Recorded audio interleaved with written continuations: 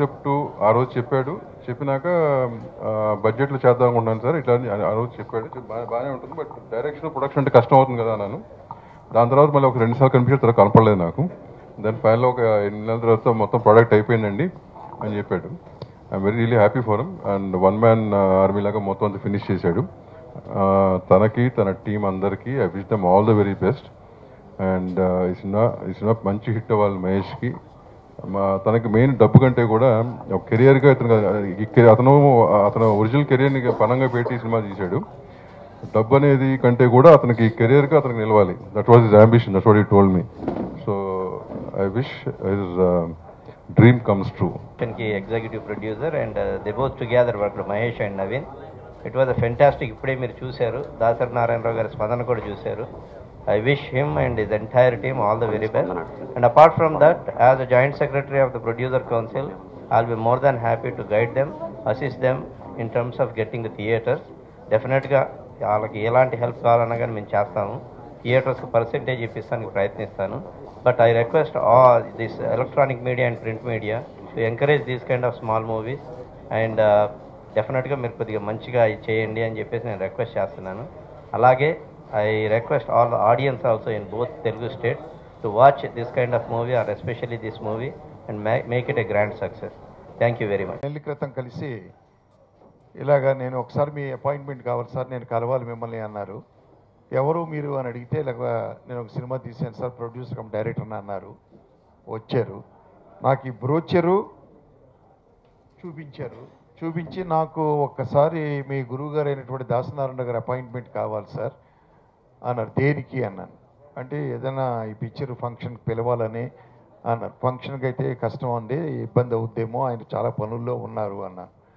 అయినా కూడా ఒక్కసారి మీరు కొంచెం ఆయనతో ఒక్క మాట చెప్పండి సార్ అంటే, నేను ఈయన ఎవరో నాకు తెలియదు యాక్చువల్గా, టు బి ఫ్రాంక్. ఈయన బ్యాక్గ్రౌండ్ ఏంటో తెలియదు, ఎలా చెప్తాం మనం అండి అని బ్రోచర్ చదివాను. ఆ నైట్ ఇంటికి వెళ్ళి బ్రోచర్ చదవగానే ఏదో చిత్రం, ఒక మంచి సినిమా వీరు తీశారు అనే భావన కలిగి దాన్ని తీసుకుని, అలాగే వాళ్ళ క్లిప్పింగ్స్ 2 క్లిప్పింగ్స్ నేను సెల్ ఫోన్లో వేసుకుని మా గురుగారి దగ్గరికి వెళ్ళి చూపించారు దాసరి గారికి. ఇబ్బంది అవుద్ది, నాకు కొంచెం పనులు ఉన్నాయి, అది కాసరి బ్రోచర్ చూడండి అన్నాను. ఆయన బ్రోచర్ అలా చూస్తూ స్టన్ అయ్యారు.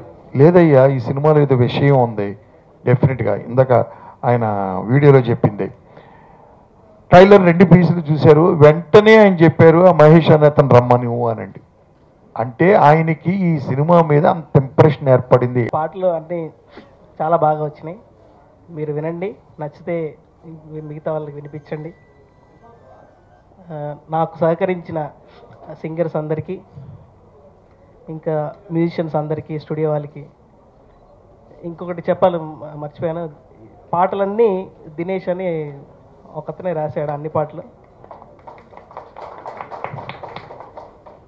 ఈ అవకాశం ఇచ్చినందుకు థ్యాంక్స్.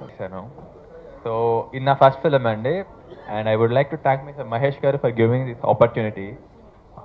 అండ్ రెండోదండి, ఇది చిన్న సినిమా అవడం వల్ల we have that budget restraining ఉంది, మాకు ఎక్కువ బడ్జెట్ లేదు. సో ఆబ్వియస్గా రిసోర్సెస్ కూడా తక్కువ. బట్ మహేష్ గారు ఎక్కడ కూడా కాంప్రమైజ్ అవ్వకుండా అవుట్పుట్ మీరు చూసుంటారు ఇప్పుడు ఆ ట్రైలర్స్లో, అవుట్పుట్ చూస్తే మీకు ఎక్కడ ఏం కనిపించడండి. So it was a whole team work and it's not individual effort ఇక్కడ. And but I would give a little more credit to mister Mahesh గారు అండి for this. So he was the man.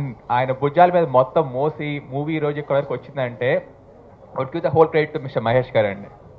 So I wish all the audience నచ్చుతుందని ఈ cinema, ఈ songs మీ అందరికీ నచ్చాలని కోరుకుంటున్నాము.